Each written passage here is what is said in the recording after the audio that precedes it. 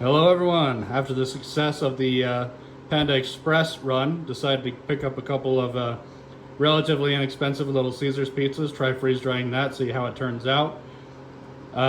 Before I try doing some of the more expensive pizzerias in my area. Stay tuned for the full video.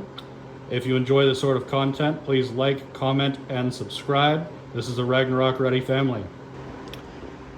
Good morning, Ragnarok Ready family. So we've got the finalized freeze-dried pizza here. That's how it looks.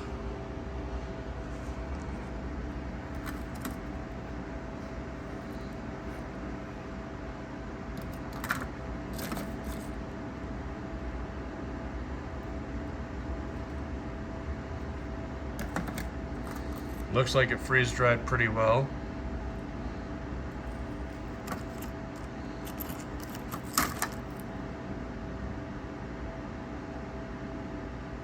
Yep, camera's still trying to focus there. Now let's do a taste test. I have my dad here. We are going to be having him do the taste test because I am on a ketogenic diet. So, dig in, tell me what you think. I like having a son on a ketogenic diet. I get to try all kinds of stuff. Anyway, it seems to have dried really, really well. It's like a biscuit. Being in the military, kind of reckon it to hardtack. Those of you who've been in the military would know what that is. Anyway,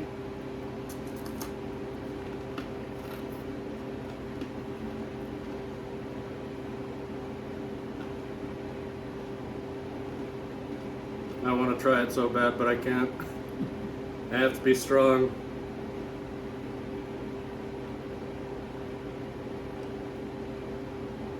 if you want to do pizza just as like a snack cracker, that's awesome. This is a Little Caesars pizza, and it tastes just like the pizza does, except it's crunchy. Yeah. Got good tomato taste, got good cheese taste, pepperoni's good taste, good spice to it. So I'd say, you know, that's a winner. That's a good one. Why don't you try taking a bite without the sauce, see what you think.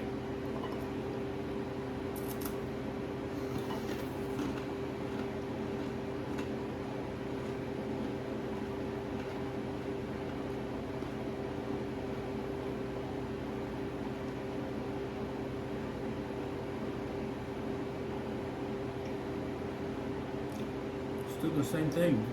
The pepperoni's good spice from the pepperoni. The cheese is cheesy. The tomato sauce, just everything except in a crunch. And it's a pleasant crunch.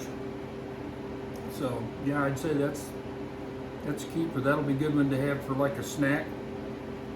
I don't know how you would reconstitute it other than maybe in a steamer, but Yeah, that's what I've heard a lot of people that do freeze-dried pizza. They try to reconstitute it in steamers. However, I have yet to see any sort of success stories, so honestly, I'm probably not even going to bother with it. We don't have any way of steaming anything as far as I know.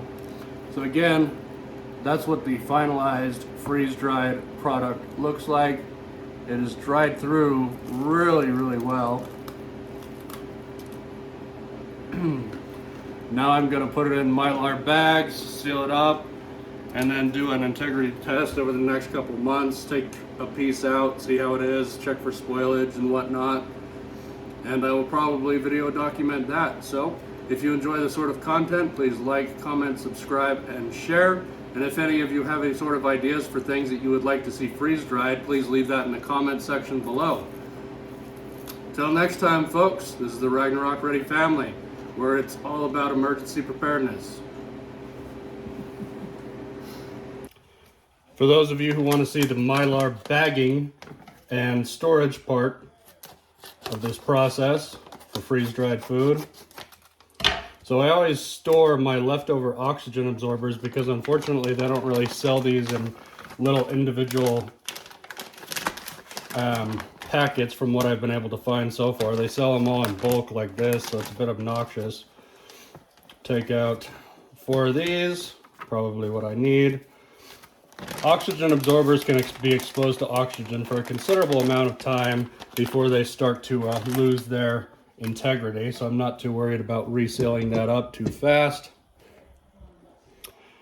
The YouTube channel Phil at 4,800 feet, who does a lot of freeze drying and breaks down a lot of the processes involved with freeze drying, has a video demonstrating the integrity of oxygen absorbers after being exposed to air. I highly recommend checking out his channel. I've got a Mylar bag here. We're going to bag up all of this freeze-dried Little Caesars pizza. Put in the oxygen absorber first, and then slip in the pizza.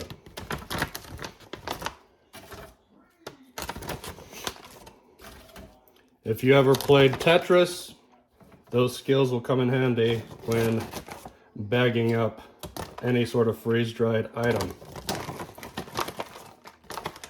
Now that we've got that relatively full, you want to leave a little bit of space towards the top so that you can seal it properly. Fit in a little bit more. Move this tray off to the side. And then I always have my heat sealer set to the highest setting to be able to seal the Mylar bags. You want the lower settings for plastic bags so it doesn't burn through it, melt through it, I guess I should say.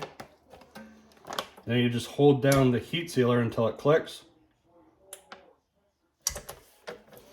Then you want to check the seal to make sure that there is no seams in it that would allow oxygen or moisture to seep through.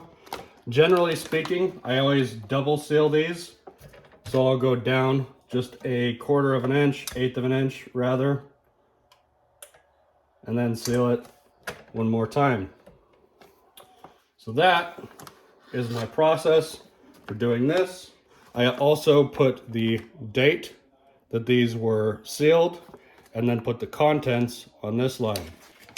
So all in all, I would say that this freeze-dried pizza from Little Caesars was an absolute success. I plan on picking up some more pizza from a local higher tier pizzeria near me to try freeze drying that next. Again, I've heard that people haven't really had any sort of real success with rehydrating freeze-dried pizza. The reason for that being is bread in general does not rehydrate very well after being freeze-dried. So I'm probably not even going to bother with it. It just seems like way too much of a hassle. Canadian Prepper on his YouTube channel actually discusses this a little bit. He says after communicating with somebody who does wholesale freeze-dried pizza from Wholesale Freeze-Dried Foods that I guess they do in fact use a steamer to rehydrate pizza. But he also said in his video that they had mixed results from that. So again, I'm probably not going to bother wasting it trying. These do make an excellent snack that you can eat freeze-dried. So that is pretty awesome. It's kind of like a little pizza cracker, so to speak. Now that I have all of my Apocalypse pizza stored in Mylar bags with the oxygen absorbers, now I'll reseal the oxygen absorbers. I normally tend to wait until I have all of these done because you never really know exactly how many Mylar bags you're going to end up using. So I'll show that.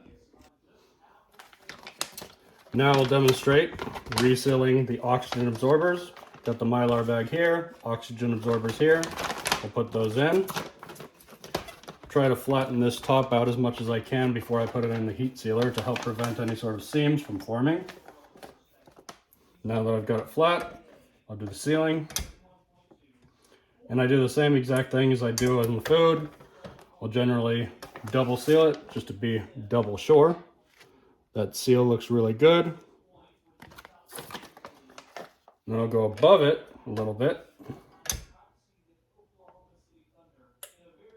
And there we go.